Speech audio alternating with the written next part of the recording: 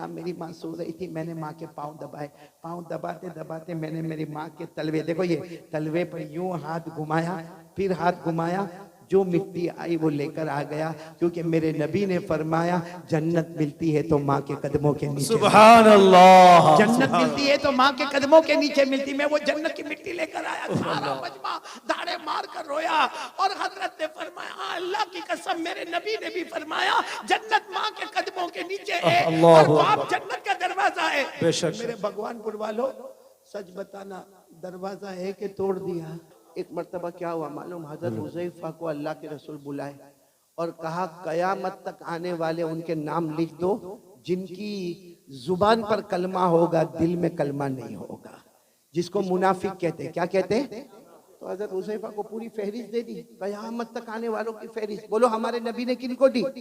हजरत हुज़ैफा को दी। हमारे नबी सल्लल्लाहु अलैहि वसल्लम ने हजरत हुज़ैफा को दी, पूरी फहरिस्त दे दी कि कयामत तक आने वाले मर्द, कयामत तक आने वाली औरतें देख लो, जिनकी जबान पर कलमा होगा लेकिन दिल में ईमान नहीं होगा, वो मुनाफिक होंगे। अब सुनना, ये बात तो हो गई। अब मेरे प्यारो, आपको मालूम है एक जमान आया, हजरत उमर बादशाह बने। बोलो कौन बादशाह बने? अभी हमारे सदर मोहतरम, मैं वहाँ कमरे में बैठ के सुन रहा था, हजरत मुफ्ती याहिया साहब दामद बरकातुहुम, अल्लाह उनके उम्र में बरकत अता फरमाए, वो यही हजरत उमर रज़ी अल्लाह ताला अन्हु के बारे में जो बातें बता रहे थे, मेरा दिल वहाँ से इतना खुश हो रहा था। तो वही हजरत उमर बादशाह, और हजरत उमर इतने बड़े बादशाह, 22 लाख मुरब्बा मील पे अकेले हुकूमत करने वाले। बोलो कौन? सुभान अल्लाह। और हजरत उमर के बारे में एक बात सुनोगे तो आपकी अकल हैरान होगी। हजरत उमर जब किसी गली में ऐसे दाखिल होते थे ना मदीना में, यहाँ से अल्लाह के रसूल सल्लल्लाहु अलैहि वसल्लम आते थे तो हमारे नबी मुस्कुराते थे। चलो एक मरतबा, दो मरतबा, तीन मरतबा, चार मरतबा, जब हजरत उमर यहाँ से आए और अल्लाह के रसूल आए तो अल्लाह के रसूल मुस्कुराए। एक दिन हजरत उमर ने पूछा, अल्लाह के रसूल मेरे को समझ में नहीं आता, मैं जब भी गली में दाखिल होता हूँ, आप भी गली में दाखिल होते, आप मुझे देखकर मुस्कुराते क्यों है? मा युदहिकुका या रसूल अल्लाह, अल्लाह के रसूल हंसने की और मुस्कुराने की वजह क्या? हमारे नबी ने मुस्कुराते हुए फरमाया, उमर हंसू ना तो क्या करो, तू जिस गली में कदम रखता है शैतान वहां से भाग जाता है। सुभान अल्लाह, सुभान अल्लाह। तू जिस गली में कदम रखता है, बोलो शैतान वहां से भाग जाता है। और हम जिस गली में कदम रखते हैं शैतान आ जाता है। My brother, how are you? हमारी खैर खैरियत भी पूछता है। तो अब सुनना, हजरत उमर बादशाह बन गए। बोलो अमीरुल मोमिनीन। कौन? हजरत उमर। अच्छा, मदीने पाक में किसी का, ये सुनने जैसी बात है, ईमान कितना जरूरी है। मदीने पाक में किसी का इंतकाल हुआ। बोलो मदीने पाक में किसी का इंतकाल हुआ, और वहां कायदा था कि जब इंतकाल हो जाए, बिल्कुल जनाजा तैयार हो जाए, तो ऐलान करने वाला ऐलान करता, अमीरुल मोमिनीन उमर रज़ी अल्लाह ताला अन्हु तशरीफ लाइए और आके जनाजे की नमाज पढ़ाइए। अब वो जनाजा तैयार हो गया, ऐलान हुआ कि अमीरुल मोमिनीन आप अपने कमरे में हैं, जनाजा तैयार है, सफे लग गई है, आप आइए और जनाजे की नमाज पढ़ाइए। हजरत उमर रज़ी अल्लाह ताला अन्हु अपनी चादर को समेटकर अपने कमरे से निकले, नमाज पढ़ाने के लिए निकले। रास्ते में हजरत हुज़ैफा, कौन? हुज़ैफा धीरे से कहते हैं, अमीरुल मोमिनीन, अमीरुल मोमिनीन इधर आओ ना, इधर आओ। हजरत उमर गए वहां पर, क्या हुआ? कहा मत जनाजे की नमाज पढ़ाओ, ये मोमिन नहीं है, मुनाफिक है। ये जो जनाजा है, बोलो मोमिन, इसकी जबान पर कलमा था, दिल में कलमा। मेरे पास जो लिस्ट है ना, उस लिस्ट में इनका भी नाम है। आप जनाजे की नमाज मत पढ़ाइए, आप चले जाइए। हजरत उमर वहां से दूसरी जगह चले गए और ऐलान कर दिया, सल्लु अला साहिबिकुम, अरे कोई नमाज पढ़ा दो भाई, कोई जनाजे की नमाज पढ़ा दो, मैं जा रहा हूँ, कोई जनाजे की नमाज पढ़ा दो। ये कहकर हजरत उमर दूसरी गली में गए, किसी ने जनाजे की नमाज पढ़ाई। खैर वो जनाजा उठा, बोलो वो जनाजा उठा, और लोग जाने लगे। जब हजरत हुज़ैफा जाने लगे तो हजरत उमर वो गली में खड़े थे, वहां से कहते, हुज़ैफा इधर आओ। हजरत हुज़ैफा आए, कहा क्या हुआ अमीरुल मोमिनीन? हजरत हुज़ैफा कहते, मेरे अल्लाह की कसम हजरत उमर की दाढ़ी मुबारक पर आंसू थे, यानी इतनी देर में इतना रोए थे कि दाढ़ी मुबारक भीग गई थी। हजरत हुज़ैफा ने कहा क्या हुआ? कहा वो जो जनाजे की नमाज नहीं पढ़ाई, क्योंकि उनका नाम वो लिस्ट में था जो मुनाफिक है, जिनकी दिल में कलमा नहीं है। तो हजरत हुज़ैफा ने कहा इसीलिए तो मैंने आपको कहा कि आप जनाजे की नमाज ना पढ़ाए। हजरत उमर ने रोते रोते कहा, हुज़ैफा तुझे अल्लाह का वास्ता बता, मेरा नाम तो उसमें नहीं है, तुझे अल्लाह का वास्ता बता, मेरा उमर का नाम तो उसमें नहीं। अल्लाह। कहीं मैं मुनाफिक तो नहीं हूँ, मेरी जबान पर कलमा है लेकिन मेरे दिल में कलमा अल्लाह ने छीन लिया है। ए हुज़ैफा बता दे। हुज़ैफा ने कहा नहीं नहीं, कहा नहीं, तू एक बार मुझे बता दे। हज़रत हुज़ैफा ने आखिर में कहा अल्लाह का वास्ता, अल्लाह की कसम, अमीरुल मोमिनीन उमर आपका नाम नहीं है। लेकिन हजरत हुज़ैफा कहते हैं हजरत उमर वहीं घंटे खड़े रह के रोते गए और रोते रोते अपने घर गए। पता चला कि रात को खाना नहीं खाए, पूरी रात अल्लाह के सामने रोते रहे, अल्लाह मेरा ईमान बचा लेना, अल्लाह मेरा ईमान बचा लेना, अल्लाह मेरा ईमान बचा लेना। वो अमीरुल मोमिनीन हजरत उमर, वो अपने ईमान की फिक्र करे जिनके बारे में हमारे नबी ने फरमाया था, वो 10 सहाबा जिनको जन्नत की बशारत दी, उनमें कहा था उमर अंत फिल जन्ना, उमर तुम जन्नत में होंगे। वो उमर को तो अपने ईमान की फिक्र है। और मेरे भगवानपुर वालों, हम गुनाह पे गुनाह करें, हमारा ईमान कैसा होगा? और सबसे बड़ा गुनाह हमारा मोबाइल। ये क्या है? ये चारों तरफ क्या है? क्या है ये मोबाइल? गुनाह नहीं तो क्या है? क्या है मेरे प्यारों? चलो ये ठीक है, ये इस्लामिक है, ये बयान है, ये जायज है, लेकिन यही मोबाइल जब अकेले हमारे हाथ में होता है तो क्या बयान सुना जाता है? रात के 1 बजे क्या हमें कोई नज़म सुनना है? हम हमारे बेटे फिरदौस कमर की नज़म और नात को सुनते रात को 1 बजे। रात को 1 बजे कारी अहमद अली का बयान सुना जाता है। ठीक है, यहाँ इस वक्त ये मोबाइल जायज है, हलाल है, बिल्कुल सही है, सवाब है। लेकिन रात के 1 बजे जब वो नंगी औरत को मोबाइल में दिखाया जाता है, पीछे गाना बजता है और हम हमारे दोस्त को कहते हैं मेरे पास बहुत अच्छी क्लिप आई है, तुझे भी भेजता हूँ। हमारे मोबाइल में जब जीना होता है, हमारे मोबाइल में चोरी होती है, हमारे मोबाइल में चुगली होती है, हमारे मोबाइल में झूठ बोला जाता है, हमारे मोबाइल में ब्लैकमेल किया जाता है, हमारे मोबाइल में पबजी खेला जाता है, हमारा इंस्टाग्राम, हमारा टिकटॉक, हमारा यूट्यूब, हमारा सब हराम, सब गुनाह। किसी में ब्लैकमेल, किसी में जीना, किसी में चोरी, किसी में ब्याज का सौदा किया जाता है, किसी में सूद का कारोबार किया जाता है, अरे कभी कभी चुगली की जाती है। और माफ करना मेरे प्यारों, इसी मोबाइल की वजह से बीवी भी नाराज होती है, बच्चों की तरबियत भी गलत होती है, माँ भी नाराज होती है, अब्बा भी नाराज होता है, एपिसोड पर एपिसोड देखा जाता है, गंदी गंदी फिल्में देखी जाती है, आखिरी दर्जे का गुनाह किया जाता है। मेरे भगवानपुर वालों, अल्लाह की कसम, हमारे घर में अगर तलाक होती है तो उसकी वजह भी मोबाइल होता है। और ये सिर्फ हम नहीं, हमारी जवान बेटियों के हाथ में मोबाइल, हमारे जवान बच्चों के हाथ में मोबाइल। अब बाप के अंदर हिम्मत नहीं, यहाँ बहुत सारे बैठे होंगे जो बाहर बहुत होशियारी करते होंगे, उसको कहो किसी इमाम साहब को डांटना है, जाके बंगाली जबान में डांट के आएगा। उसको कहो किसी अजान वाले को डांटना है, डांट के आएगा। अरे कह दो उसको ये जलसे वाले को डांटना है तो डांट के आएगा। मगर तेरा बेटा तेरे सामने हराम काम मोबाइल पर करता है, तेरी जवान बेटी रात को मोबाइल पर हराम काम करती है, क्यों तू रोक नहीं सकता? क्यों नहीं रोक सकता? इसलिए कि जब बाप खुद ऐसा करता है तो बेटे को क्या रोकेगा? जब बाप खुद मोबाइल पर, बीवी बेचारी इंतजार कर रही है कि मेरा शोहर काम से आएगा, वो बेचारी पूरा दिन कपड़े धोने का काम, बर्तन मांजने का काम, बच्चों को स्कूल भेजने का काम, बच्चों को मदरसे भेजने का काम। अब शोहर आया इतनी हड़बड़ाहट बताएगा, थकाया आया है, हाथ मुंह धोएगा, खाना खाएगा। बीवी उधर चेहरा रखी और ये अपने मोबाइल पर बिजी है। रात को 1-1, 2-2, 2:30 बजे तक मोबाइल पर, और फिर कहता है मेरी तबीयत बहुत थकी हुई है।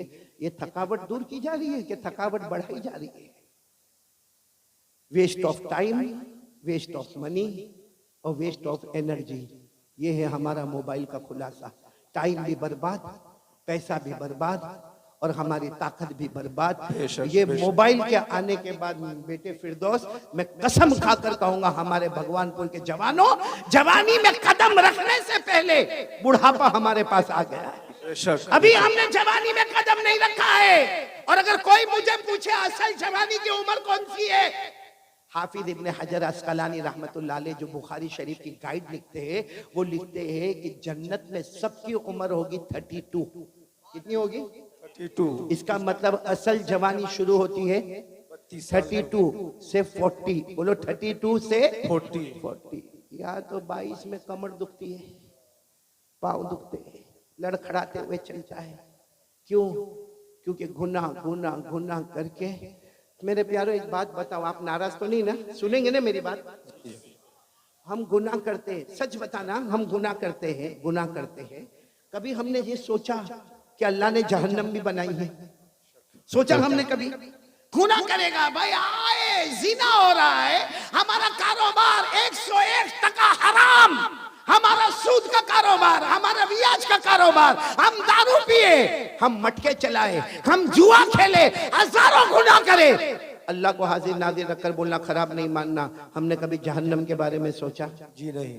बोलो सोचा? कभी ये सोचा कि अल्लाह अल्लाह अल्लाह अल्लाह मैं ये गुनाह करने जा रहा हूँ, अल्लाह अल्लाह मैं ये कारोबार करूंगा, लेकिन अल्लाह इसमें ब्याज है, अल्लाह इसमें सूद है, अल्लाह इसमें रिबा है, अल्लाह इसमें बहुत बड़ा गुनाह है, सूद है, सूदी कारोबार है, अल्लाह जहन्नम में क्या होगा? कभी नहीं सोचा। बस आने दो, पेट में आने दो, हलाल है तो भी आने दो, हराम है तो भी आने दो। दारू भी पीता गया, मटका भी खेलता गया, जुआ भी खेलता गया, मेरे दोस्तों अय्याशी करता गया। कभी जहन्नम के बारे में सोचा? जी नहीं। कि जहन्नम भी तो आने वाली है ना। मैं इस वक्त जो हालात है ना, इसलिए जन्नत पे बात नहीं कर रहा हूँ, बहुत पते की बात कह रहा हूँ। आप सब ने बादशाह का नाम सुना होगा, ये मैं बता रहा हूँ कि हमने कभी जहन्नम के बारे में सोचा नहीं। एक बहुत बड़े बादशाह गुजरे हैं, हजरत हारून रशीद। साथ में बोलो कौन? हजरत हारून रशीद। उनकी बीवी का नाम जुबैदा। दोनों में बहुत मोहब्बत, बोलो दोनों में। और दुआ करो कि अल्लाह हर मियाँ बीवी में मोहब्बत अता फरमाए, बोलो आमीन, आमीन। हजरत हारून रशीद बादशाह है, और इतने बड़े बादशाह है कि हजरत हारून रशीद कभी कभी आसमान की तरफ देखकर कहते थे, ए पानी तुझे बरसना है तो मशरिक में बरस जा, ए पानी तुझे बरसना है तो मगरिब में बरस जा, जहां भी तू बरसेगा वहां हारून रशीद की हुकूमत पाएगा। माशाअल्लाह, सुभान इतने बड़े अल्लाह, बादशाह। फिर एक मर्तबा बोलो कौन बड़े बादशाह? हजरत हारून रशीद। और उनकी बीवी का नाम क्या? बोलो उनकी बीवी का नाम जुबैदा। भाई वाक्य को बराबर सुनो, तवज्जो से सुनना। तो भाई बादशाह है, एक दिन बीवी के साथ मशवरा होता है, चलो दरिया किनारे वॉकिंग, दरिया किनारे वॉकिंग, टहलने जावे, थोड़ा पाँव अलग अलग करे और थोड़ा जाए। तो बीवी की आदत होती है कि मैं थोड़ा तैयार होकर आती हूँ, आप थोड़ा आगे बढ़े। वो बीवी भी शरीयत की पाबंद, हिजाब वाली, पर्दे वाली, कहा मैं अपना पर्दा सही करके आती हूँ, आप आगे बढ़े। अब हजरत हारून रशीद आगे आ गया, और पीछे कौन आ रही है? बोलो बीवी जुबैदा। मामला क्या हुआ मालूम? हजरत हारून रशीद जा रहे, दरिया किनारे एक अल्लाह के वली बैठे हुए, बोलो सुभान अल्लाह, सुभान अल्लाह। अल्लाह के वली का नाम बहलूल, बोलो क्या नाम? बहलूल। हजरत बहलूल, बहलूल साथ में बोलो क्या नाम? हजरत बहलूल। अल्लाह के वली है, दुर्वेश है, एक फकीर है, अल्लाह के वली। वो क्या कर रहे मालूम? हाथ में लकड़ी का टुकड़ा है, उसको रेत पे ऐसे ऐसे घुमा रहे, रेत है ना, रेत जैसे जमीन, उस पे घुमा रहे। तो हजरत हारून रशीद दूर से समझ गए मजजूब आदमी है, अल्लाह का वली आदमी है। आए और आकर कहा अस्सलाम वालेकुम। वो हजरत बहलूल ने कहा वालेकुम अस्सलाम। तो हजरत हारून रशीद तो बादशाह से कहा ये क्या कर रहे हो, इस जमीन पे ऐसे लकड़ी से क्या कर रहे हो? कहा मैं घर बना रहा हूँ, बोलो सुभान अल्लाह। क्या बना रहा हूँ? घर बना रहा हूँ। तो हजरत हारून रशीद को मजाक सूझा, क्योंकि ये घर बना रहा है, ऐसे ऐसे गोल कोई लकड़ी घुमा के घर बनाता। तो हजरत हारून रशीद बादशाह थे, कहने लगे ये घर कोई खरीदेगा तो क्या मिलेगा? अल्लाह उसके बदले जन्नत दे देगा। माशाअल्लाह, सुभान अल्लाह। तो हारून रशीद ने कहा घर कितने का है? क्योंकि अभी तो बना भी नहीं है, खाली गोल गोल घुमा रहे हो, कितने का है? तो उसने कहा, हजरत बहलूल अल्लाह के वली ने कहा 1 दीनार। कितना? यानी 1 सोने का टुकड़ा, जैसा हमारे यहाँ चांदी का सिक्का होता, सोने का टुकड़ा 1। तो हारून रशीद मुस्कुराते चले गए, कैसी बेवकूफी की बात है, कितनी बेवकूफी की बात है। एक तो लकड़ी के जरिए से मिट्टी के ऊपर गोल गोल करना, और फिर कहने का घर बनाना, और उसके बदले में अल्लाह जन्नत देगा, और 1 दीनार देने का। हजरत हारून रशीद मुस्कुराते हुए चले गए। बोलो पीछे कौन आ रही थी? जुबैदा। वो आई, वो भी पहचान गए अल्लाह के वली, दूर से खड़े होकर कहा अस्सलाम वालेकुम। वो अल्लाह के वली ने यूं चेहरा उठाकर वालेकुम अस्सलाम। तो जुबैदा ने पूछा क्या कर रहे हो? कहा घर बना रहा हूँ। कहा ये घर बना रहे हो? कहाँ? कहा ये इसके बदले क्या मिलेगा? कहा जो ले लेगा उसको जन्नत मिलेगी। तो बीवी जुबैदा ने पूछा कितने का? कहा 1 दीनार। जुबैदा ने 1 दीनार दिया और आगे चली गई। हारून रशीद भी गए लेकिन दीनार दिया नहीं, और जुबैदा ने दीनार चले गए। जो टहलना था, वॉकिंग करना था, वॉकिंग की। बादशाह थे, हारून रशीद बादशाह थे, और जुबैदा यूं समझो कि एक रानी की तरह रहती थी। खैर दोनों रात को अपने महल में चले गए। हारून रशीद ने रात को ख्वाब में जन्नत देखा, बोलो सुभान अल्लाह। हारून रशीद ने ख्वाब में इतनी बड़ी जन्नत, याकूत, मरजान, लूलू, मोती, इतनी जबरदस्त जन्नत। और उस पर लिखा था हादिहिल जन्ना ली जुबैदा, ये जन्नत किसकी है? जुबैदा की। जुबैदा की है। तो हारून रशीद वो जब ख्वाब में देखा ना, तो जन्नत की तरफ दौड़े दौड़े दौड़े दरवाजे पर गए और दरवाजे पर जाकर कहा जन्नत का दरवाजा खोलो। कुछ लोग आए, कहा तुम्हारी जन्नत नहीं है, तुम्हारी बीवी जुबैदा की जन्नत है। तो कहा मेरी बीवी की जन्नत है, मुझे मेरी बीवी की जन्नत देखना है। तो दरबार ने कहा यहाँ मियाँ बीवी का मामला नहीं, ये जन्नत का मामला है, या आखिरत का मामला है, यहाँ मियाँ बीवी के रिश्ते को नहीं देखा जाता। जाओ यहाँ से, जुबैदा आएगी तो अंदर जाएगी, बाकी तुम्हें जाने का कोई हक नहीं। हारून रशीद की आंख खुली, क्योंकि ख्वाब देख रहे थे। आंख खुली, घबरा गए कि मेरे को जन्नत में नहीं जाने दिया। किसकी जन्नत थी? बोलो ना, किसकी थी? तो बाजू में ही सोई थी। कौन? जुबैदा बीवी थी। उठाया, जुबैदा, जुबैदा उठो, जुबैदा उठो, जन्नत का मामला है, उठो। जुबैदा ने यूं आंख खोला, कहा क्यों उठाया? मैं आराम से अपने जन्नत में घूम रही थी। अरे मैं अपने जन्नत में घूम, कौन सी जन्नत में घूम रही थी? आज जो आज मैंने वो अल्लाह के वली से खरीदा, 1 दीनार में मैंने जन्नत खरीदा। तो हजरत हारून रशीद ने सर पे हाथ रखा, हाँ मैंने नहीं खरीदा, वो जन्नत तूने खरीद लिया। तो हारून रशीद ने कहा कोई बात नहीं, कल आइंदा कल देखेंगे क्या होता है। खैर दूसरा दिन आया। बोलो कौन सा दिन आया? दूसरा दिन आया। हजरत हारून रशीद फिर अपनी बीवी जुबैदा को लेकर चलो दरिया पे टहलने के लिए जावे, चलो वॉकिंग के लिए जावे। गए, सही में उसी जगह पर अल्लाह के वली को बैठा देखा, हजरत बहलूल को। वही लकड़ी है और वही क्या कर रहे, मिट्टी पर घुमा रहे। हजरत हारून रशीद आज तो बहुत अदब से गए, कहा अस्सलाम वालेकुम। कहा वालेकुम अस्सलाम। कहा क्या कर रहे हो? वो हजरत बहलूल ने कहा घर बना रहा हूँ। कहा क्या होगा?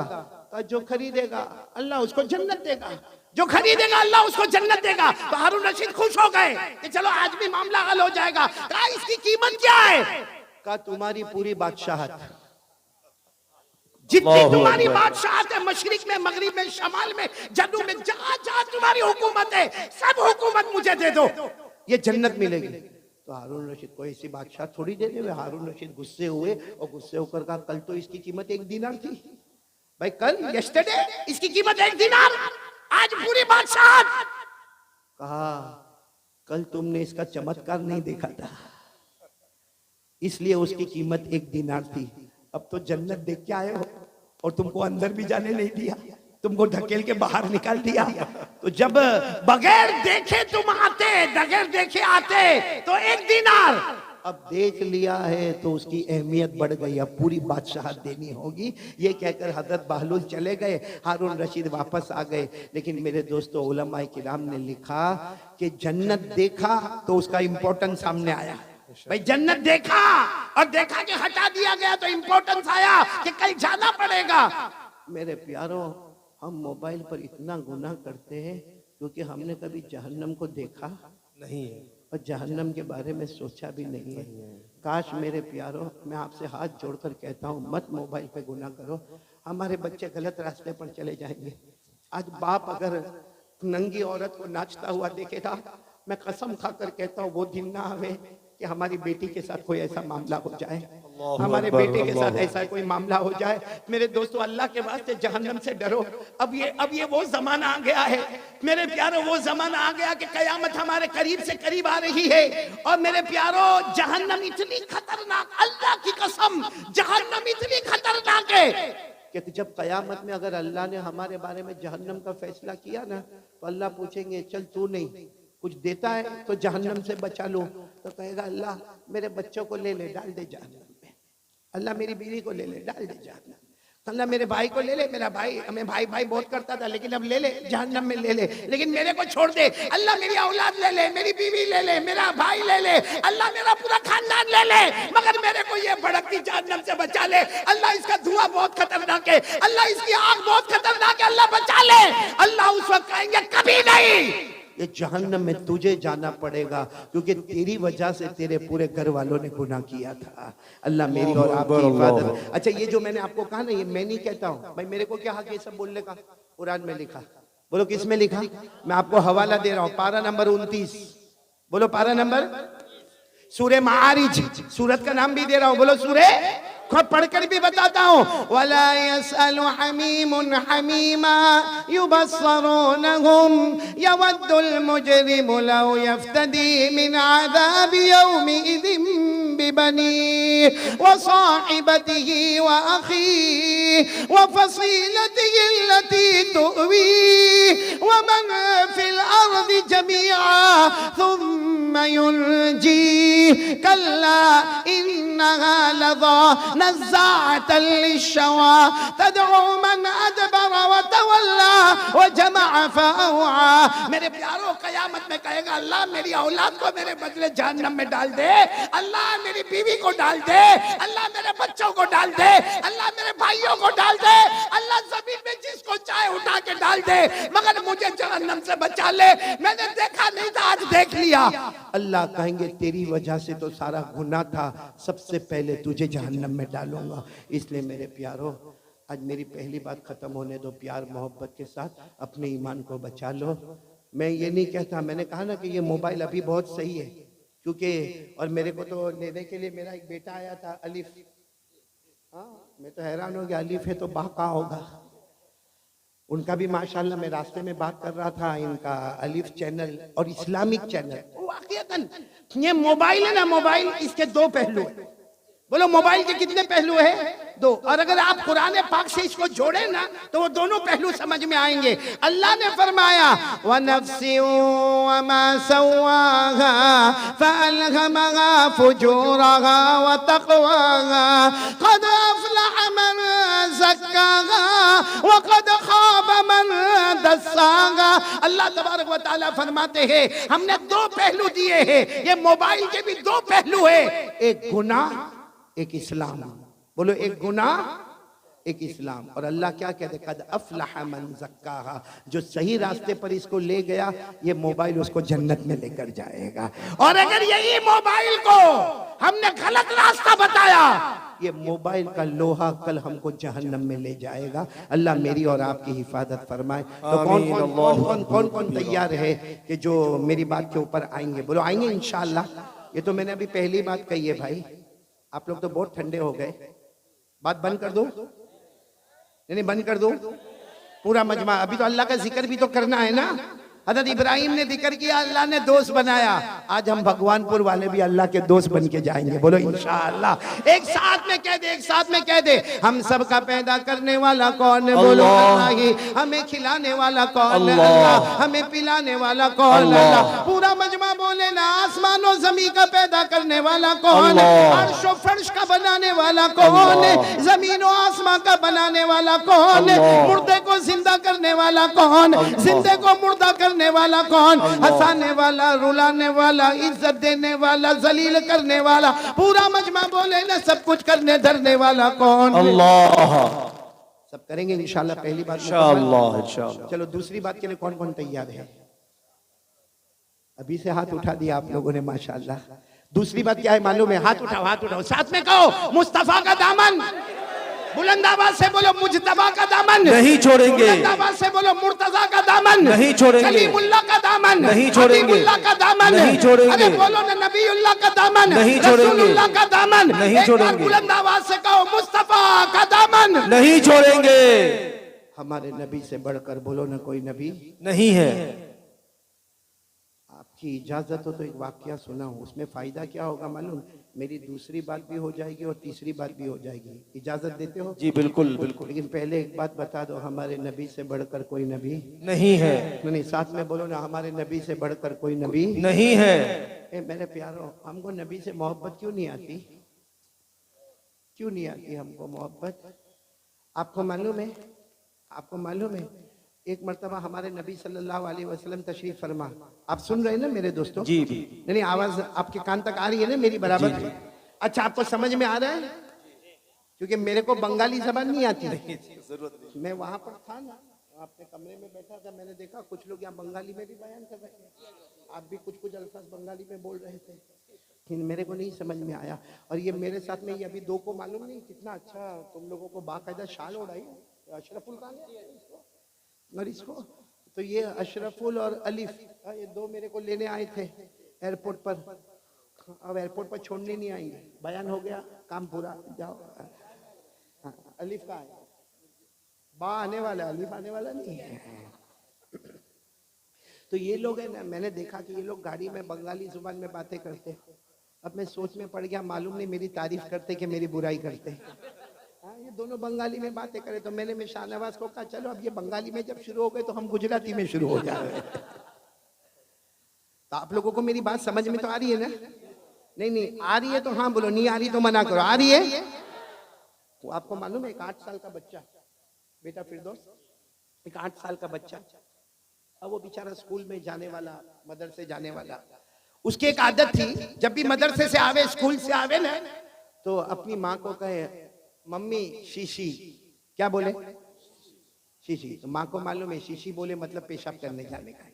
तो माँ उसको उठावे और बाथरूम में ले जावे, टॉयलेट में ले जाए, वो पेशाब करे वापस। अब उसकी रोज की आदत हो गई, क्योंकि मदरसे में लंबा टाइम लेकर आवे, स्कूल में लंबा टाइम लेकर आवे, आकर सीधा घर में दाखिल होकर के मम्मी शीशी। तो मम्मी समझ जावे क्या करने का है, पेशाब करने का, उसको ले जावे। एक दिन बहुत ज्यादा मेहमान बैठे घर में और ये दौड़ता दौड़ता आया और आकर कहने लगा मम्मी शीशी शीशी। तो सारे मेहमान हंसने लगे कि ये बच्चा शीशी शीशी क्या करता। खैर माँ ने पेशाब तो करा दिया। जब मेहमान गए तो माँ ने एक तमाचा मारा, कहा नालायक, मेहमानों के सामने शीशी शीशी करता है, सारे लोग हमारी इंसल्ट कर रहे हैं, हमारी इज्जत जा रही है। तो कहा तो मम्मी फिर क्या बोलने का, पेशाब आवे तो क्या बोलने का। मम्मी ने कहा आज से बोलने का मेरे को गाना गाने का है, शीशी नहीं बोलने का। क्या बोलने का? I want to sing a song, यानी मेरे को गाना गाने। उसने कहा ठीक है। अब रोज जैसे भी मदरसे से आवे या अपने स्कूल से आवे, मम्मी मुझे गाना गाना है। माँ समझ जावे इसको क्या करना है, पेशाब। अब एक दिन ऐसा हुआ कि कुछ पिकनिक का मामला हुआ। अब वो सारी टीचर जो होती है, औरतें होती है, वो छोटे छोटे बच्चों को लेकर पिकनिक पे जाने वाली, प्रवास पे जाने वाली, पिकनिक पे जाने वाली, तो इसको भी लेकर गए। अब रात के वहाँ पूरा पिकनिक में 2 दिन का प्रोग्राम था। रात के 2 बजे ये अपनी टीचर के पास गया, टीचर मेरे को गाना गाने का है। रात के 2 बजे इसको पेशाब लगी, गया टीचर के पास, मेरे को गाना गाने का है। टीचर ने कहा रात के 2 बजे गाना गाने का है, सुबह में 8 बजे उठेंगे ना हम लोग, आराम से उठेंगे, आराम से गाना गाना, जा सो जा। तो बेचारा आ गया, लेकिन उसको लगी बहुत जोर की थी। 15 मिनट के बाद फिर गया, टीचर मेरे को गाना गाने का है। टीचर ने कहा भाई गाना गाने का है, सुबह 8 बजे गाना गाएंगे, अभी कोई गाना। कहा टीचर बहुत जोर से गाने का है।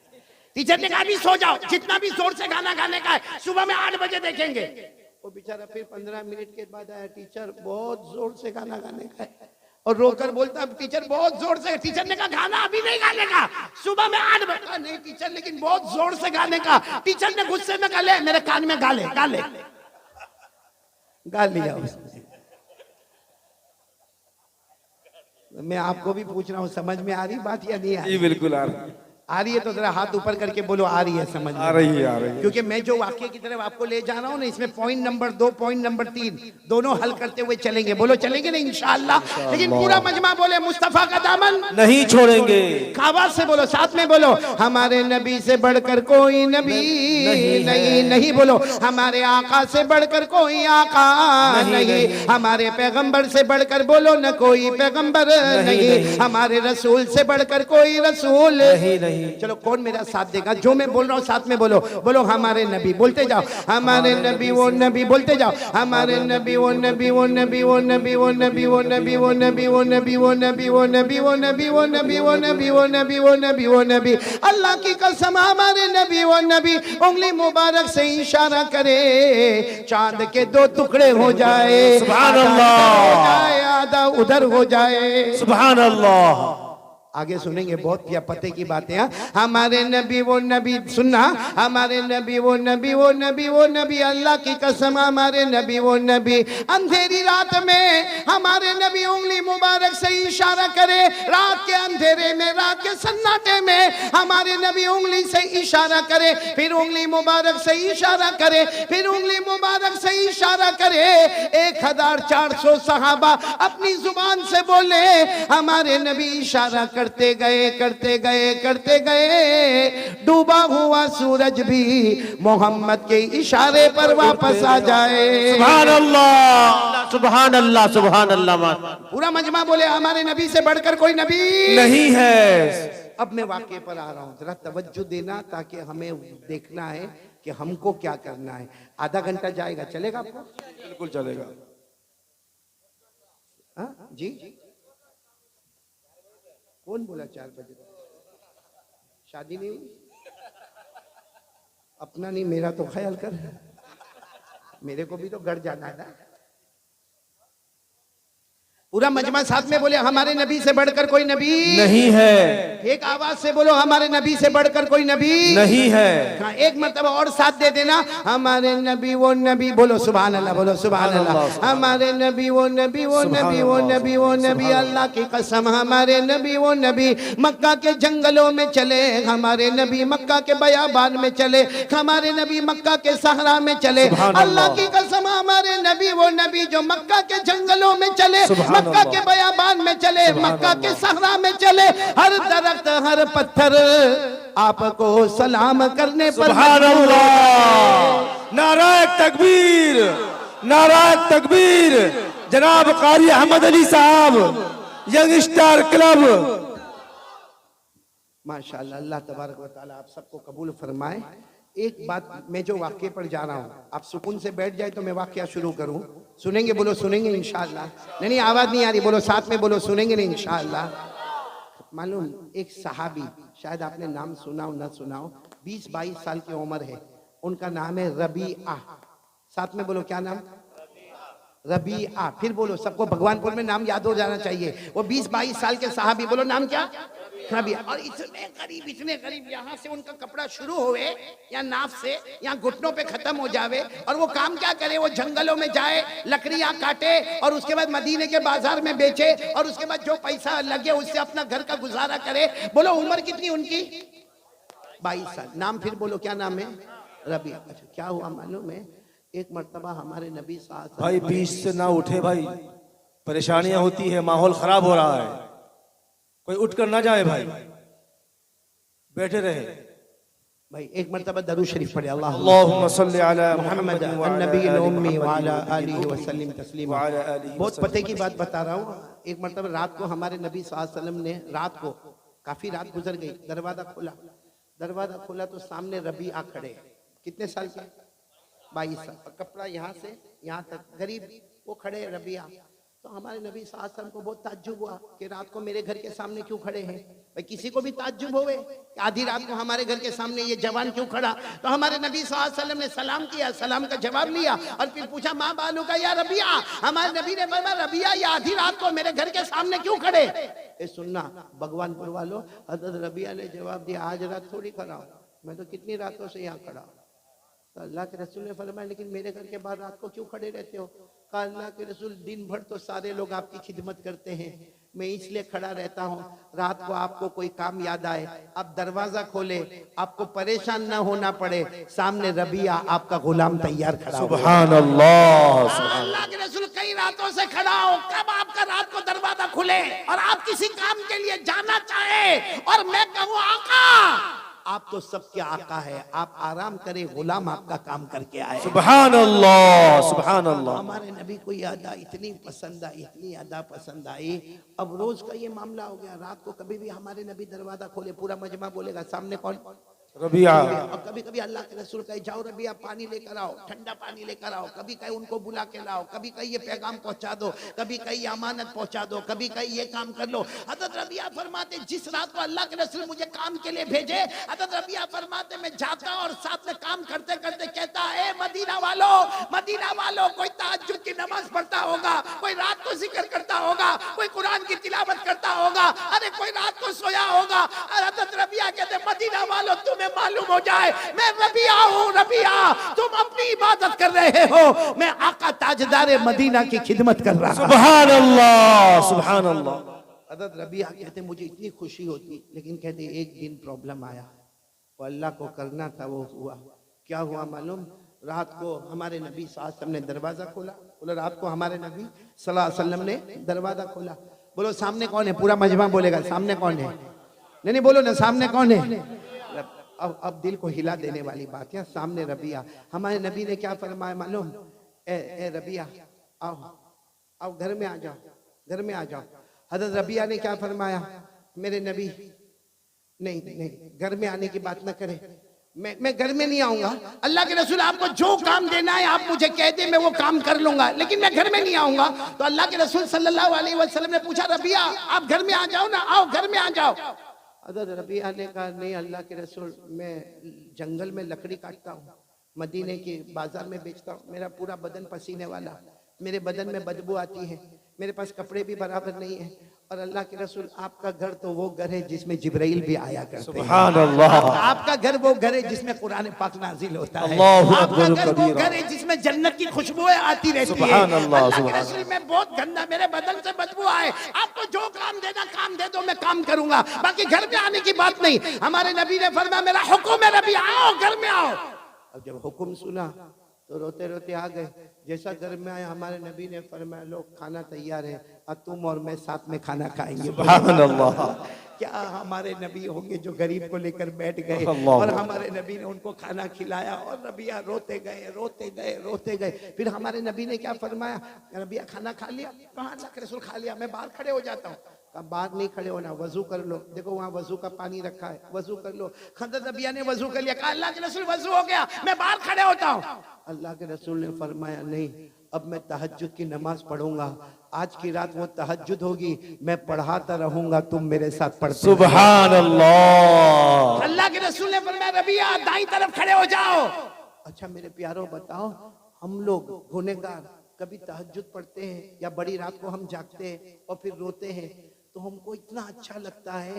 तो जब हमारी तहज्जुद इतनी अच्छी होगी तो हमारे नबी की तहज्जुद का क्या? अल्लाह अल्लाह, सुभान अल्लाह, सुभान अल्लाह। और आपको एक बात अल्लाहु अकबर कबीरा। वालों एक अजीब बात बताओ, अल्लाह ने हमको कितनी नमाजें फर्ज की? 5। एक रिवायत में आता है अल्लाह ने हमारे नबी पर 6 नमाजें फर्ज की थी, तहज्जुद की नमाज को भी फर्ज कर दिया था। इसी को कुरान करीम ने फरमाया, या अय्युहल मुज़म्मिल कुम अल-लैला इल्ला क़लीलन निस्फ़हु अव इंक़ुस मिन्हु क़लीला औ ज़िद अलैहि। अल्लाह फरमाते मेरे मुस्तफ़ा तहज्जुद की नमाज पढ़े। अब सुनना, हमारे नबी, बोलो साथ में कौन है? हजरत रबिया।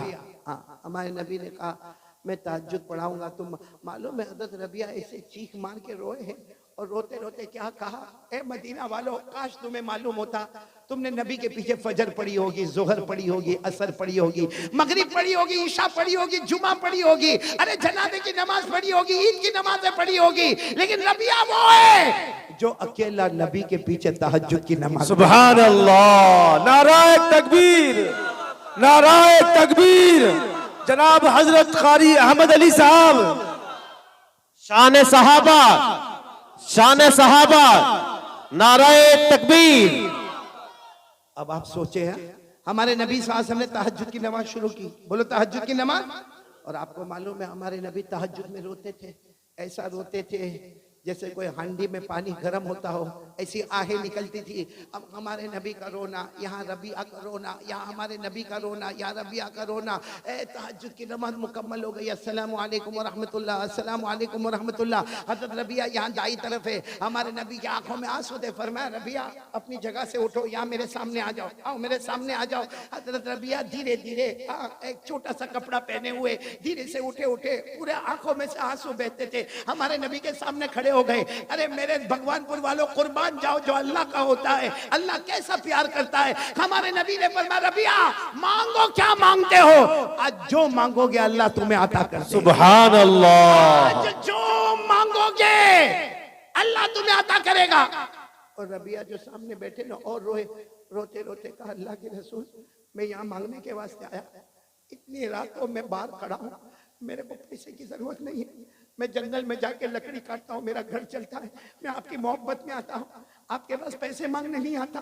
हमारे नबी ने कहा लेकिन रबिया तहज्जुद का वक्त है, अल्लाह कहते हैं मांगो। नहीं लेकिन मेरे नबी मैं मांगने के लिए नहीं आया, मेरे को माल दौलत जमीन जायदाद कुछ नहीं चाहिए, मुझे कुछ नहीं चाहिए, मैं तो आपकी मोहब्बत में आता। हमारे नबी ने तीसरी मर्तबा फरमाया रबिया मांग लो, तहज्जुद का वक्त है, अल्लाह का हुक्म है, तुम जो मांगोगे। सच बताओ मेरे भगवानपुर वालों, हम होते तो आज पूरी जमीन अपनी होती यहाँ की, सभी मांग लिए होते। अब सुनना, दिल को हिला देने वाली बात। तीसरी मर्तबा हमारे नबी ने फरमाया रबिया वक्त चला जाएगा, तहज्जुद का वक्त है, अल्लाह की तरफ से आवाज आ रही है, मुस्तफा तुम्हें कह रहे मांगो, क्या मांगते हो? ए सुनना, पूरा भगवानपुर सुनना। जब तीसरी मर्तबा हमारे नबी ने कहा तो रबिया ने कहा मांगना जरूरी है? हाँ जरूरी है, मांग लो, क्या मांगते हो? हजरत रबिया ऐसा हाथ आगे दे, मेरे हाथ को देखना, ये हदीस में लिखा, ऐसा हाथ आगे बढ़ाया, कांपता कांपता हाथ गया, हमारे नबी के हाथ पर रखा, अल्लाह को कहो मुझे कुछ नहीं चाहिए, मुझे मोहम्मद चाहिए। सुभान अल्लाह। अल्लाह को कहो मुझे कुछ नहीं चाहिए, मुझे आप चाहिए, सुभान मुझे आप चाहिए। जैसे दुनिया में आपने मुझे अपने पास रखा, कल कयामत में भी अपने पास खड़ा कर सुभान देना। अल्लाह। कल कल कल कौसर में भी अपने पास खड़ा कर सुभान देना। अल्लाह। अल्लाह के रसूल कल जन्नत में भी अपने पास खड़ा कर देना। मुझे कुछ नहीं चाहिए, मुझे सिर्फ आप चाहिए। अब सुनना, हमारे नबी ने क्या फरमाया? अच्छा रबिया तुमने मुझे मांगा। ए रबिया बोलो तुमने मुझे मांगा, तो एक काम करना होगा। रबिया जब तुमने मुझे मांगा तो एक काम करना होगा।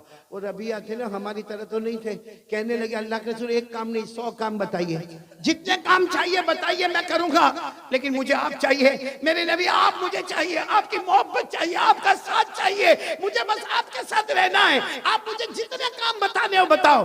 हमारे नबी ने फरमाया रबिया तुम अकेले नहीं, बोलो तुम अकेले नहीं। जो काम मैं बता रहा हूँ वो एक ही काम है, कोई भी करेगा। रबिया तुम करोगे या कयामत तक आने वाला कोई मर्द करेगा या कयामत तक आने वाली कोई औरत करेगी?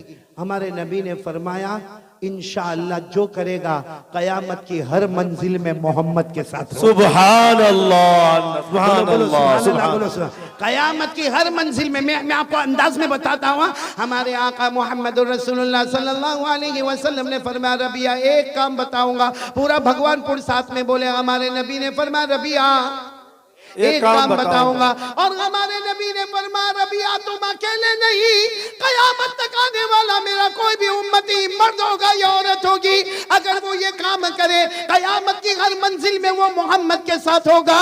कब्र से उठे तो मोहम्मद के साथ होगा, बोलो सुभान अल्लाह। हशर के मैदान में मोहम्मद के साथ होगा, नशर के मैदान में मोहम्मद के साथ होगा, हिसाब किताब के मैदान में मोहम्मद के साथ होगा, अल्लाह के हाथ में तराजू होगा वो मोहम्मद के साथ होगा, सिरात पर मोहम्मद के साथ होगा।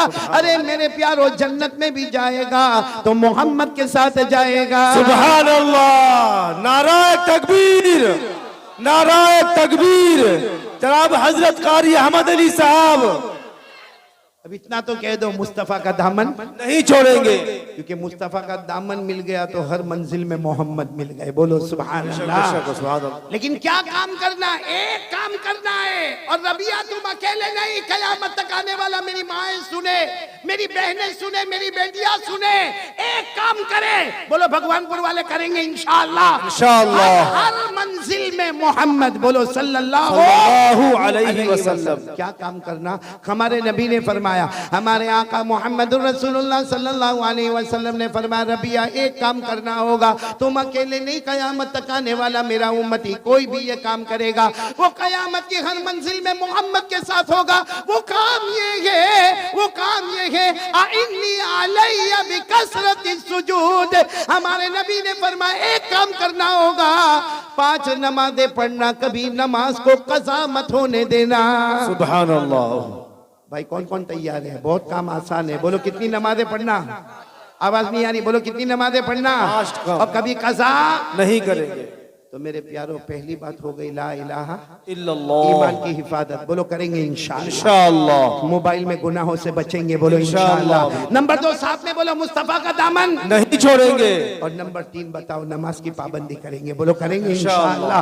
एक नमाज मेरे प्यारों 5 नमाजें पढ़ लो, अल्लाह की कसम ये 5 नमाजें पढ़ लो, कयामत की हर मंजिल, कयामत की हर चौखट, अरे कयामत में अलग अलग मंजिलें आएगी। आपको मालूम है कयामत में इतनी अजीब अजीब मंजिलें आएगी कि जब अल्लाह तबारक व तआला नामे अमाल उड़ाएंगे, जब तराजू में हमारे अमाल को तोला जाएगा, हमें पुल सिरात से गुजारा जाएगा। अरे मेरे प्यारो इससे बढ़कर खुश नसीब कौन मुसलमान होगा जो हर मंजिल में नजर उठाएगा तो मोहम्मद नजर आएंगे। सुभान अल्लाह, सुभान अल्लाह। तो नमाज के लिए कौन कौन तैयार है? जरा हाथ ऊपर करें, बिल्कुल पक्का वादा, बोलो करेंगे इंशाअल्लाह। इंशाअल्लाह। तो 3 काम मैंने आपको बता दिए, नंबर 1 ला इलाहा इल्लल्लाह, नंबर 2 मुस्तफा मुस्तफ़ा का दामन नहीं छोड़ेंगे। नंबर 3 नमाज कज़ा नहीं करेंगे। वे भाई देखो झूठ नहीं बोलना, कौन कौन पक्का तैयार है? कल की फजर हाथ ऊपर करके बोलो इंशाअल्लाह, कल की फजर बोलो इंशाअल्लाह, मौत की शाम बोलो इंशाअल्लाह, बोलो हमारी नमाज कज़ा नहीं होगी। अब एक आखिरी बात बोलकर यहाँ से चलूंगा मैं, लेकिन मेरे प्यारों जरा प्यार मोहब्बत से सुनना, बोलो सुनोगे नहीं इंशाअल्लाह। एक आखिरी बात, बहुत पते की बात है मेरे प्यारों, बड़ी रात आ रही है। कौन सी रात? शबे बारात। शबे बारात को शबे बारात क्यों कहते? बारात के माने माफी का ऐलान। और मैंने आपको कहा अल्लाह ताला माफी का ऐलान करेंगे, अल्लाह हमको भी माफ करे, बोलो आमीन। लेकिन देखो बहुत बड़ी लिस्ट है, मैं पूरी लिस्ट पे नहीं जाता हूँ, एक बात पर जाता हूँ मेरे दोस्तों। ये बड़ी रात मिलेगी ना, बोलो इंशाअल्लाह। इंशाअल्लाह। नहीं अल्लाह हमारी उम्र में बरकत देवे, अल्लाह हमको बड़ी रात पहुंचावे, बल्कि अल्लाह हमको रमजान तक भी पहुंचावे। आमीन आमीन।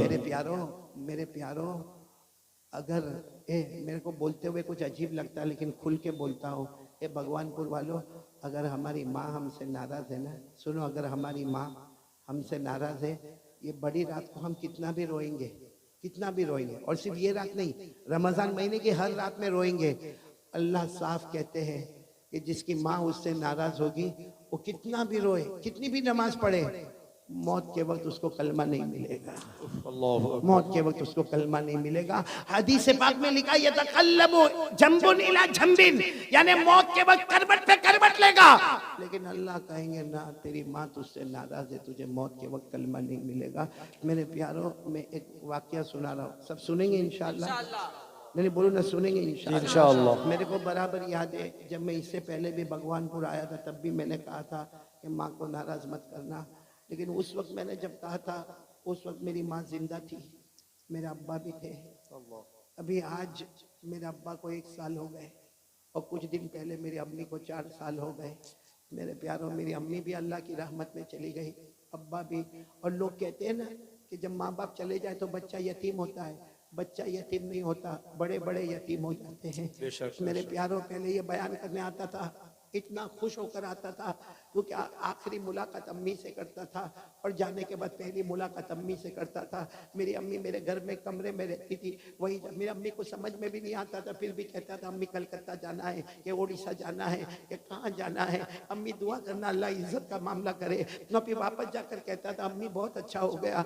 लेकिन मेरे प्यारों, अब तो समझ में नहीं आता, जाते वक्त किसको कहने का, आते वक्त किसको कहने का, न माँ का साया रहा न बाप का साया रहा। लेकिन मैं आपसे हाथ जोड़कर अपील करता हूँ मेरे प्यारों, एक बहुत बड़े अल्लाह के वली गुजरे हैं, नाम उनका मुश्किल है, लेकिन नाम आप याद रखो न रखो, वाक्य को याद रखना। उनका नाम है हजरत कहमश। बोलो क्या नाम है? हजरत कहमश। कहमश उनका नाम, बहुत जबरदस्त हदीस के पढ़ाने वाले, हदीस के इमाम। अब हुआ क्या, इनकी माँ की उम्र हो गई कुछ 90-95 साल की उम्र हो गई, तो ये बहुत अच्छा सबक पढ़ाते थे, बहुत अच्छा कुरान पढ़ाते थे, बहुत अच्छी इमामत कराते थे। हम एक दिन ये घर में गए तो देखा कि माँ की उम्र ज़्यादा हो गई, और ज़्यादा उम्र में ऐसा होता है, माँ को पेशाब भी हो गया है, माँ को पखाना भी हो गया है, पूरा बिस्तर खराब हो गया है। तो हजरत कहमश, वो ज़माने में ऐसा तो नहीं था कि बाहर नल होता था और नल खोल लिया और पानी ले लिया। तो हजरत कहमश गए, नहर पे गए, करीब में नहर थी, वहाँ से पानी ला रहे, मशकीज़ा उठा रहे, अपनी माँ को पहले अलग किया, और उसके बाद में सारा पाखाना धोना शुरू किया, पेशाब धोना शुरू किया, चादर को बदलना शुरू किया, फिर माँ को नहलाना शुरू किया। इनका एक शागिर्द वहाँ से देख रहा है, कब से देख रहा है कि मेरे उस्ताद, इतने बड़े मेरे टीचर, इतने बड़े प्रोफेसर, इतने बड़े हदीस के पढ़ाने वाले, जो मालूम नहीं हजारों तलबा को सबक पढ़ाते, आज ये ऐसा कर रहे, पाखाना साफ कर रहे, ये पेशाब साफ कर रहे, अपनी माँ के कपड़े उतार के माँ को नहला रहे।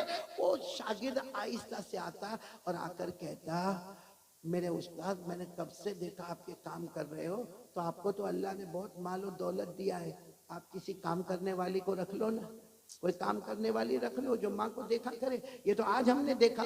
तो हजरत कहमश ने रोते रोते कहा, रोज मेरी माँ को इस्तिंजा मैं ही कराता हूँ, मैं ही खाना पकाता हूँ, और मैं ही अपने हाथ से माँ को खाना खिलाता हूँ। तो वो शागिर्द ने कहा, लेकिन अल्लाह ने तो आपको बहुत दिया, आपके पास जमीन है, आपके पास ये घर है, आप कोई काम करने वाली को रख लो। तो हजरत कहमश रोए, रोते रोते कहा, जब ये काम मैं करता था तो मेरी माँ ने कोई काम वाली को नहीं रखा था, यही काम मैं भी करता था, मैं भी पाखाना करता था, मैं भी पेशाब करता था, मैं भी बिस्तर खराब करता था। मेरी माँ मुझे नहलाती थी, कपड़े धुलाती थी। मेरी माँ ने तो कभी नहीं कहा कि मैं कोई काम वाली को रखूंगी, तो मैं कैसे कोई काम करने वाली को रख सकता। अल्लाहु उसके अकबर। बाद हजरत काहमश ने क्या कहा, बेटा जा जा, तू भी जा, माँ की खिदमत कर ले। माँ की खिदमत में जो मिलना वो मिलेगा, लेकिन याद रखना मेरा बेटा। हजरत काहमश कहते, मैं भगवानपुर वालों आपसे कहता हूँ और मैंने तजर्बा किया तो मैं कहता हूँ, क्या कहा हजरत काहमश ने, क्या कहा बेटा जा जा, तू भी जाके माँ की खिदमत कर ले। याद रख ले, रात को जब सोएगा ना, सोएगा, नींद बाद में आएगी, मदीने वाले नबी पहले ख्वाब में आ जाएगा। अल्लाहु अकबर, सुभान अल्लाह। बाद में आएगी, नबी का दीदार पहले हो जाएगा। सुभान अल्लाह। मौत के वक्त कलमा मिल जाएगा, अल्लाह सारी नमाज़ें कबूल कर लेगा। इससे बढ़कर कोई दौलत नहीं है। माँ के कदमों के नीचे जन्नत है। इस पर एक बात बताऊं, एक बुजुर्ग थे, बोलो, एक बुजुर्ग थे, वो इतने सखावत वाले थे, उनकी छोटा सा गांव था, उसमें वो बुजुर्ग थे। अब वो क्या करे मालूम, एक छोटी सी मस्जिद थी। अब जितने लोग फजर की नमाज पढ़ने आवे, वो बुजुर्ग ऐलान करे, भाई फजर के बाद सब अपनी जगह पर बैठे रहना, सबको चाय पिलाई जाएगी। अच्छा, जोहर की नमाज पढ़ने सब आवे, वो बुजुर्ग ऐलान करे, माशाल्लाह आप लोग आए हो, नमाज पढ़ने आए हो ना, ऐसे मत जाना, सुन्नत और नवाफिल के बाद खाने का इंतजाम होगा। अब मतलब 5 नमाजों में लोग आवे और वो बुजुर्ग को अल्लाह ने माल दिया था, वो लुटाते जावे। एक दिन वो छोटा गांव था, गांव वालों ने मशवरा किया कि रोज हम वो अल्लाह के वली का खाते हैं, फजर के बाद नाश्ता भी उनका करते हैं, जोहर के बाद खाना भी उनका खाते हैं, असर के बाद भी चाय पीते हैं, मगरिब के बाद भी उनका खाते हैं। तो हम सब गाँव वाले मिलकर आज पूछे, आज उस बुजुर्ग से पूछे आपको क्या चाहिए, वो हम लाकर आपको देंगे। तो सारे गाँव वाले, जैसे फजर की नमाज के बाद ऐलान हुआ ना कि भाई सब लोग चाय पीकर जाए, तो सारे गांव वाले खड़े हो गए, हजरत चाय तो पीकर जाएंगे, लेकिन पहले ये बताओ कि आपको क्या चाहिए। आपने हमें बहुत खिलाया, बहुत पिलाया, हमारा भी हक बनता है, हम भी तो आपको कुछ देंगे। तो हजरत की आंखों में आंसू आए, कहा मुझे दोगे, जो मैं मांगूंगा वो दोगे। तो सबने कहा हम इतने सारे गांव वाले जमा है, हाँ हम जितने भी है, हमारे घर में बीवियां भी है, बच्चे भी है, जो आप मांगे आपकी खिदमत में लाकर रख देंगे। काम करो, दोगे ना, जो मैं मांगूंगा दोगे। कहाँ देंगे, कहाँ जाओ जन्नत की मिट्टी लेकर आओ। अल्लाहु अकबर। सब एक दूसरे का चेहरा देखते। हजरत ने फिर फरमाया जन्नत की मिट्टी लेकर आओ। तो एक दूसरे को कहते, जन्नत देखा किसने के मिट्टी लेकर आवे, भाई देखे हुए तो जाके मिट्टी लेकर आवे ना। सब बैठे, एक जवान उठा गया और थोड़ी देर में एक छोटी से कागज में कुछ धूल भी, यानी मिट्टी जो होता है ना, थोड़ा थोड़ा गुबार, वो लेकर आ गया, क्योंकि वो गांव का जमाना था, लोग बगैर चप्पल के घूमते थे। वो लेकर आया, कहा हजरत ये जन्नत की मिट्टी लेकर आया। हजरत की आंखों में आंसू आ गए, कहा मेरा बेटा कमाल कर गया, यकीनन तू जन्नत की मिट्टी। तो सबने कहा ऑब्जेक्शन, ये क्या जन्नत की मिट्टी लेकर आया, ये उठा गया कहीं से मिट्टी उठा कर लाया और कहता कि मैं जन्नत की मिट्टी लेकर आया, और हजरत आप भी कहते हो जन्नत की मिट्टी लेकर आया। हजरत ने उस जवान से कहा बता इनको तू कहाँ से लेकर आया, मैं तो समझ गया, मुझे तो खुशबू आ गई, तू बता।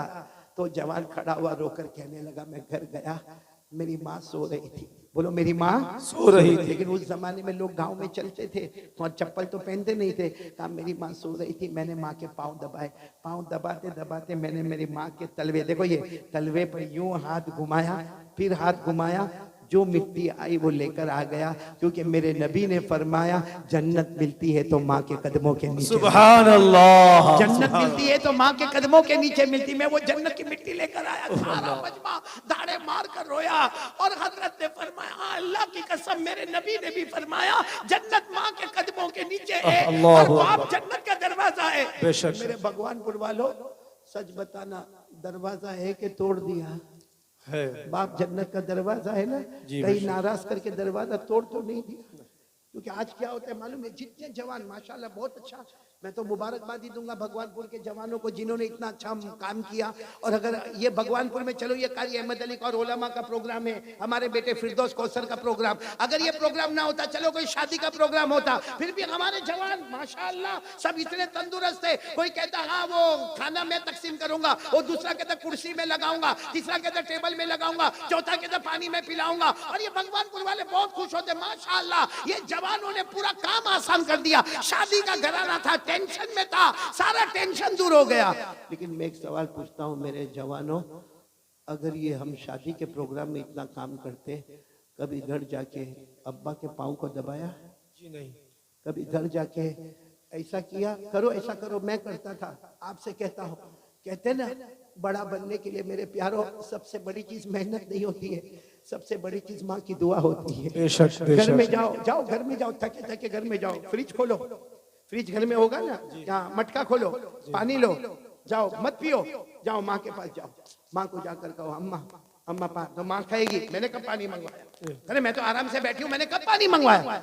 अम्मा तूने मंगवाया नहीं मंगवाया, लेकिन मेरे हाथों का पानी पी ले, कयामत में मेरे नबी अपने हाथों से जामे कौसर सुभान अल्लाह पानी पी ले। वो माँ ने 2-3 घुट पानी पिए हो, उस जगह से तुम भी पानी पी लो, देखो वो पानी में क्या मजा आएगा। और वो माँ की आंखों से जो आंसू निकलेंगे ना, कभी कभी जाओ, ए मेरे भगवानपुर वालों, जाओ अपनी माँ के पास जाओ, अपने अब्बा के पास जाओ, देखो माँ अभी गुस्से में नहीं है, क्योंकि कभी कभी बूढ़े लोग गुस्से में भी होते, कभी अब्बा भी गुस्से में होते, गुस्से के टाइम पे नहीं जाने का, एकदम जब देखोगे इनका मूड बना हुआ है, जाओ और जाकर कहो माँ माँ माँ तेरे 3 बच्चे ना, माँ तेरे 4 बच्चे ना, माँ जितने भी हम लोग भाई बहन है, माँ सबसे ज्यादा नालायक मैं हूँ, माँ मैंने तुझे कभी राजी नहीं किया, मैंने तुझे हमेशा सताया, माँ मैंने तुझे हमेशा सताया। आप देखोगे, कसम अल्लाह की, आप देखोगे माँ के हाथ ऐसा तड़पते होंगे और यूं कांपते कांपते कहेगा अरे बेटा ना ना ना, माँ एक बार मेरे को माफ कर देना, आप अपनी माँ से बुलवाओ, एक बार माफ कर दे। माँ यूं हाथ रखेगी, जा जा बेटा मैंने माफ कर दिया। और फिर माँ को कहो माँ मैं नहीं, तेरा हक अदा नहीं कर सकता, क्योंकि एक तरफ मेरी बीवी है, एक तरफ मेरे बच्चे, एक तरफ माँ तू है, कभी इधर जाओ तो वो नाराज है, इधर आओ तो तू नाराज है, माँ तेरा हक अदा नहीं कर सकता, लेकिन माफ कर दे। देखना माँ कांपता हाथ आपके सर पे रखेगी और कहेगी जा जा बेटा मैंने माफ कर दिया। कहेगी मैंने माफ कर दिया। आसमान पर अल्लाह फरिश्तों को कहेगा ए फरिश्तों गवाह रहो। वो माँ ने अपने बेटे को माफ कर दिया। मैं 70 दर्जे ज्यादा रहमत रखता, मैं 99 दर्जे ज्यादा रहमत रखता। अगर माँ अपने बेटे को माफ कर सकती है, गवाह बन जाओ मैंने भी अपने बंदे को। सुभान अल्लाह, नाराए तकबीर, नाराए तकबीर।